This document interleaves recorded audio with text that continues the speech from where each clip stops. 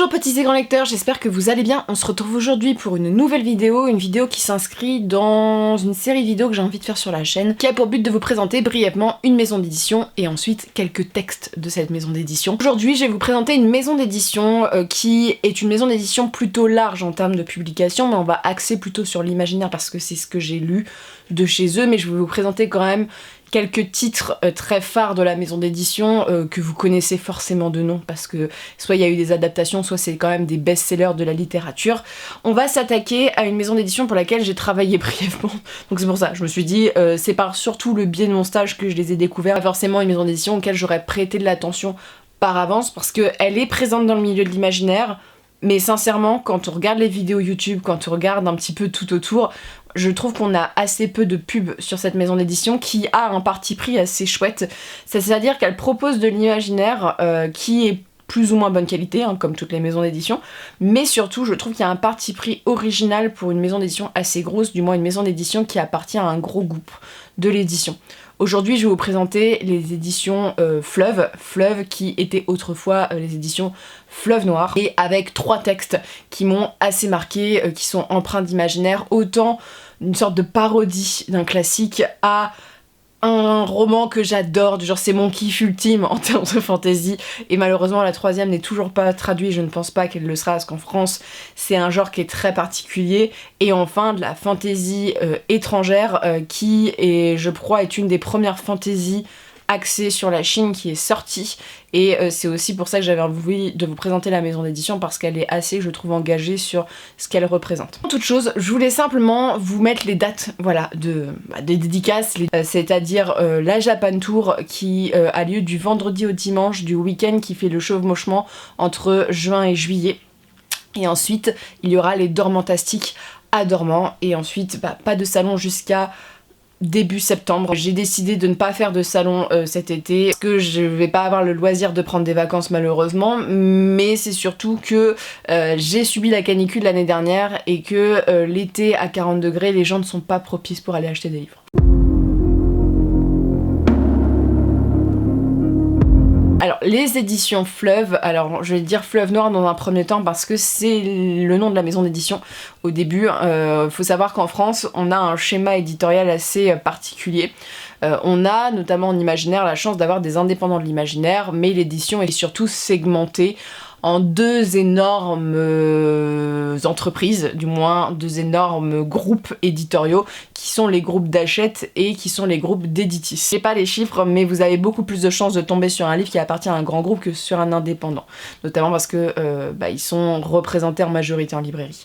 La maison du Fleuve n'a pas échappé au rachat éditorial comme bon nombre de maisons d'édition, mais elle a été créée par des indépendants au début. L'édition, elle a été créée en 1949 par plusieurs personnes et se distinguait, on va dire, par 3 axes assez majeurs, c'est-à-dire une collection anticipation, c'est celle sur laquelle je vais un peu plus axer, mais qui est plutôt orientée vers la science-fiction parce que Fleuve était assez connu pour sa science-fiction, la collection espionnage et la collection police. Donc vraiment, Fleuve, si on peut le décrire même un peu ce qui est Fleuve aujourd'hui, c'est en majorité les littératures de romans populaires, c'est-à-dire le policier et le fantastique, c'est un peu les littératures de sous-genre, mais roman populaire à l'époque surtout, ça voulait surtout dire le roman policier et le roman de grand public. C'est vrai que leur collection qui est un petit peu orientée vers la science-fiction et par extension vers la fantasy, c'est une collection qui a été créée en 1951 et qui a été en place jusqu'en 1997. Il y a eu 2001 numéros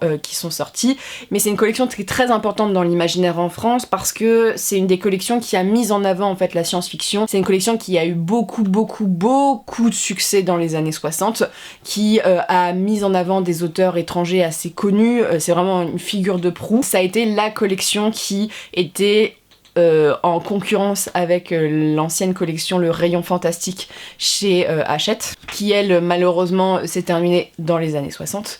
Et donc Fleuve, voilà, pour moi c'était important de vous le présenter parce que c'est un gros pilier de l'imaginaire. Les littératures polar, policier, espionnage et fantasy ont eu un peu le même traitement pendant des années, c'est-à-dire que c'était considéré comme des sous-genres, comme des littératures qui n'étaient pas très bien vues à lire en société. Policier est allé ensuite vers une certaine reconnaissance, ce qui a été un petit peu moins le cas avec avec l'imaginaire. Cette maison d'édition, elle est connue pour avoir publié des textes extrêmement célèbres, d'avoir publié plus de 1000 auteurs. Voilà, c'est un fonds assez important.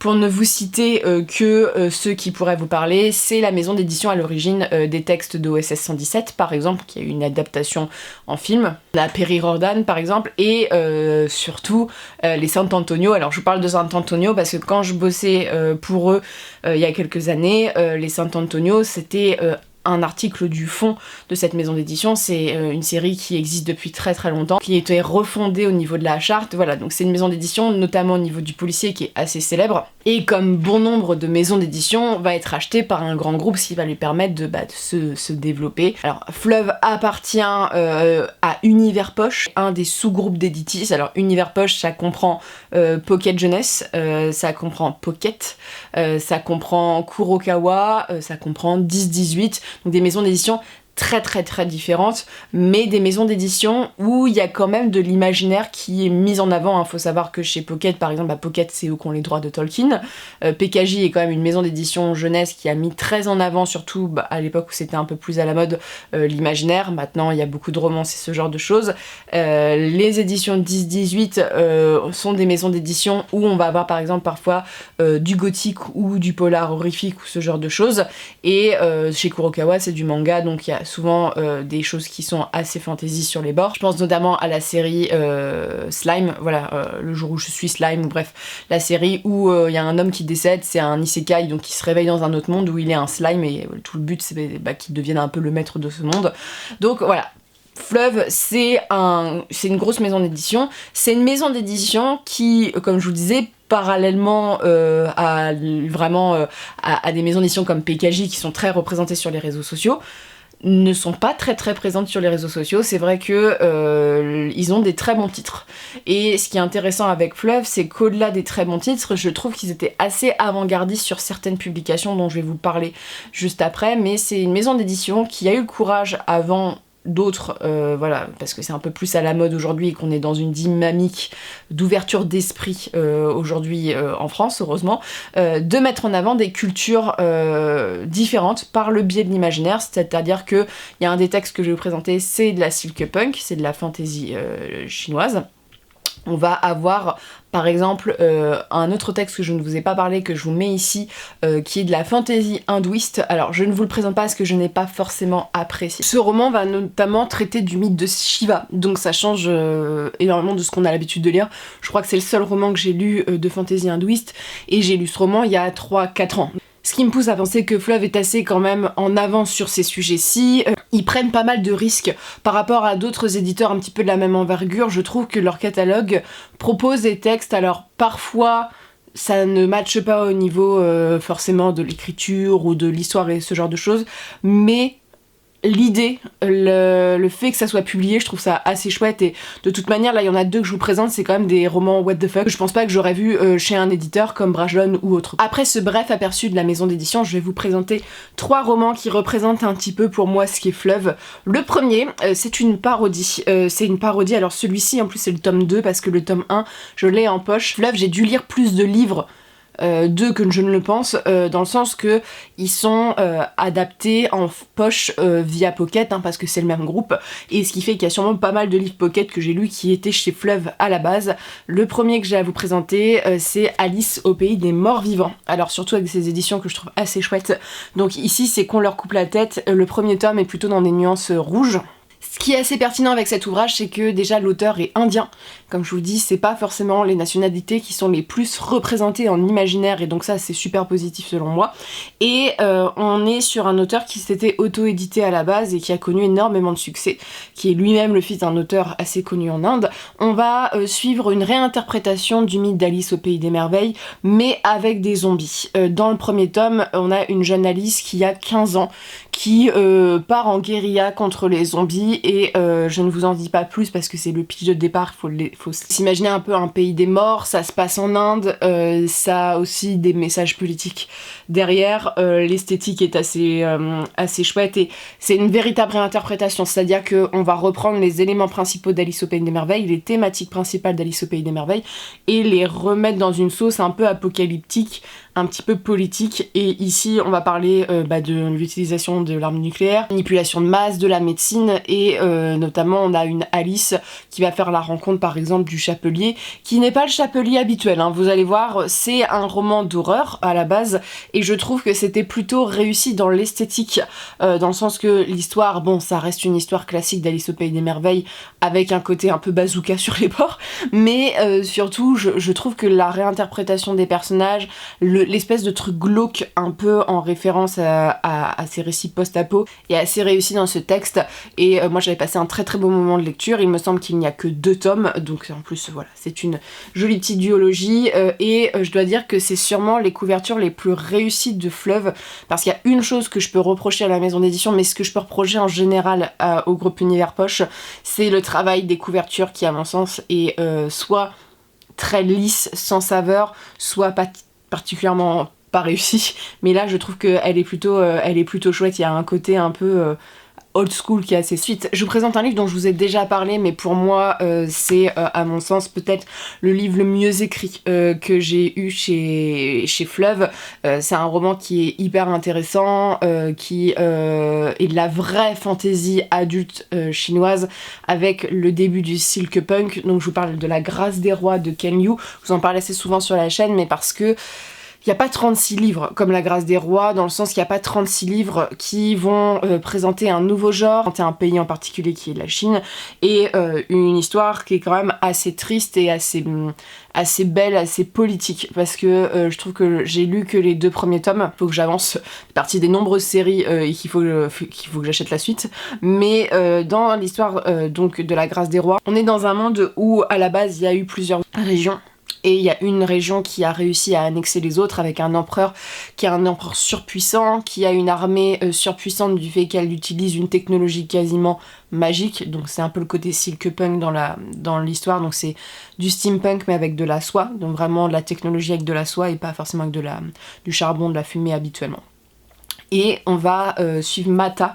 Mata, il me semble que c'est un noble déchu qui, comme beaucoup de nobles déchus et de gens du peuple, ne supporte plus d'être écrasé par les impôts et par la violence de ce régime, et qui va se rebeller. Et sur place, en fait, il va faire la rencontre d'un homme qui est un peu comme un frère spirituel à lui, qui s'appelle Kuni, qui est une sorte de voyou, et tous les deux vont essayer de renforcer le pouvoir en place. Donc on est vraiment sur un récit qui est quasiment...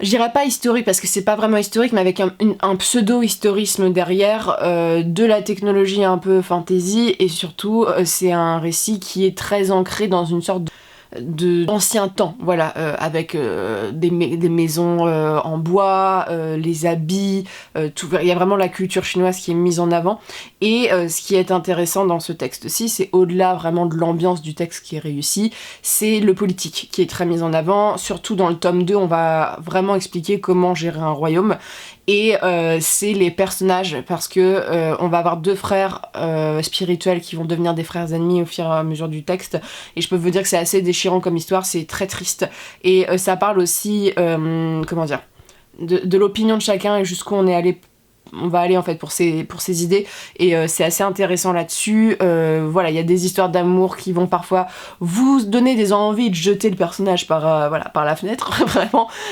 qui s'inscrit aussi dans une période assez marquée, voilà, de la Chine. Si vous aimez les récits, alors où il y a du combat, parce qu'il y a un peu de combat, mais surtout il y a de la politique, où c'est creusé, où il y a une véritable ambiance, et qui propose quelque chose d'assez neuf, je trouve. La Grâce des Rois est quand même chouette, c'est quand même un classique aussi, et c'est une belle bricasse, hein. Il fait quand même 700 pages, il fait 700 pages comme ceci.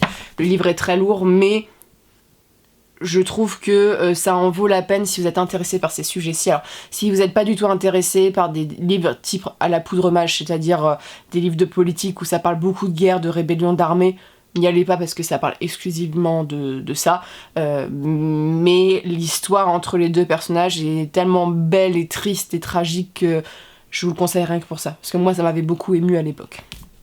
Et enfin, Alors, comment... Ne jugez pas mes goûts littéraires quand je vous présente ça. Pour moi, Fleuve a publié un texte exceptionnel, vraiment, qui mélange un peu mes deux passions dans la vie, c'est-à-dire la fantaisie, mais aussi les dinosaures. On va parler de fantaisie dinosauresque, si je peux m'exprimer ainsi. Je vous présente donc ce chef-d'œuvre, ça fait très longtemps que je vous en ai parlé, hein, donc je vais vous en remettre une couche. Guerre et dinosaures, qui a, je pense, un des titres les plus percutants qui soient de la littérature. On sait de quoi ça va parler tout de suite, donc de Victor Milan, qui est un récit. Comment vous parlez de Guerre et dinosaures? C'est, vous savez, on touche le roman Z, tu vois, dans ce que ça...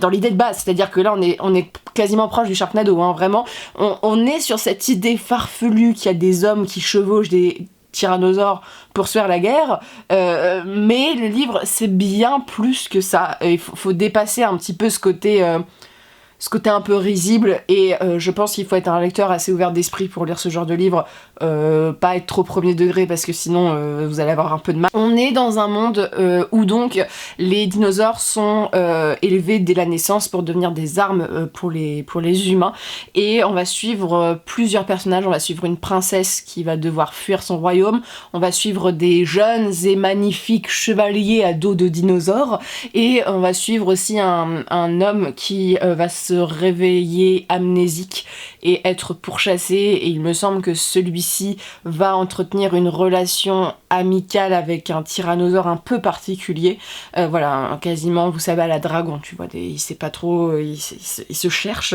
et il y a une menace qui va arriver notamment à la fin du tome 1 qui va faire que le royaume est en grand péril. Quand je vous dis que c'est what the fuck, c'est qu'il y a énormément d'inspirations qui sont mélangées. Autant du médiéval, du dinosaure et des anges, il me semble. Vraiment, c'est quand même très particulier, et il faut savoir que Fleuve, ils ont l'habitude de faire des choses très particulières. J'avais lu un livre de Aliette de Bodard aussi sur les anges, c'est pas forcément ce qu'on publie le plus. Notre chère Guerre et dinosaures, j'ai adoré parce que déjà, j'ai trouvé ça hyper original, genre, on peut pas faire plus original que ça, que ça m'a fait énormément rire, du moins, il y a des choses qui sont assez humoristiques dans le texte, mais surtout... c'est un livre où il y a de la représentation. Il faut savoir que les chevaliers, un des chevaliers qu'on suit, ce sont des hommes qui s'aiment entre hommes sur des dos de dinosaures. Que se passe-t-il? Genre, vraiment, il y a plein de thématiques qui me plaisent en fait dans ce roman, qui fait que j'ai trouvé ça assez chouette. Les personnages sont plutôt badass, creusés, et je trouvais sortaient un peu des clichés pour certains, du genre vraiment, tu vois, le mythe du chevalier qui est pas trop virilisé, par exemple, j'avais trouvé ça chouette. Les scènes un petit peu, je me souviens du tome 2, il y a des scènes assez cauchemardesques avec les créatures qui sont un peu les méchantes de l'histoire, où il y a... Alors, dans le tome 1, c'est vraiment du placement vraiment de l'univers, hein, c'est-à-dire on vous explique un peu comment ça fonctionne, les principaux personnages, les conflits politiques, parce que c'est un roman où il y a pas mal de conflits politiques, et dans le deuxième, c'est la menace qui arrive, et dans le troisième, il n'y a pas de troisième qui a été publié pour l'instant, ça fait très longtemps que je l'attends. Peut-être lire en anglais, voilà, pour au moins avoir la fin, savoir enfin ce qui va se passer. Mais si vous êtes fan, comme moi, de dinosaures, vous allez en avoir... Genre, c'est Dinotopia, mais pour les adultes, quoi, vraiment. Vous allez retrouver cette vibe de Dinotopia que j'ai adoré. Si vous aimez les romans qui sortent de l'ordinaire, qui vont pas vous proposer, voilà, l'imaginaire habituel du médiéval avec les elfes et tout ça. Ça, c'est assez chouette. Les personnages sont attachants, l'histoire est intéressante, l'histoire est vraiment originale sur certains points. Ça peut faire un peu fouillis, parce que moi, la première, quand je lis un roman de fantasy et qu'il y a énormément d'ambiance et de culture qui servent en fait à l'univers, parfois je trouve que ça fait un peu fouillis. Notamment là, j'aurais pu penser ça avec les anges qui arrivent un petit peu au milieu de nulle part, alors que c'est quand même de la mythologie chrétienne. Là, ça fonctionne plutôt bien. Ils sont un petit peu différents de ce qu'on voit dans le qualificatif d'ange habituellement. Moi, j'avais adoré la princesse parce qu'elle était assez casse-pied, mais elle se révèle beaucoup plus intéressante. Les chevaliers et vraiment les dinos, c'est hyper intéressant parce qu'on va parler en fait de comment ils les éduquent, de la liberté des dinosaures, de machines de guerre. Est-ce qu'ils ont une conscience? Voilà, ce genre de choses. Ça parle aussi du bien-être un peu animal derrière, et ça m'avait plu. Et voilà, il y a des dinos qui se tapent dessus à un moment. Que demande le peuple, hein. Je peux vous dire que moi, je n'ai rêvé que de ça dans ma vie, vraiment. Donc voilà, si vous aimez les romans what the fuck, ou c'est pas forcément qu'un roman what the fuck, c'est-à-dire que l'idée est originale, mais le roman il se tient parfaitement debout quoi, donc voilà, je pense que c'est un délire et c'est un délire qui est plutôt réussi. J'aimerais beaucoup savoir si je ne suis pas la seule à aimer Guerre et dinosaures au premier degré. Sur ce, n'hésite pas à me recommander, voilà, d'autres livres de Fleuve, mettre des recommandations en commentaire, comme ça pourra aider les gens qui sont intéressés. Et sur ce, je vous souhaite de très bonnes lectures et une très bonne journée.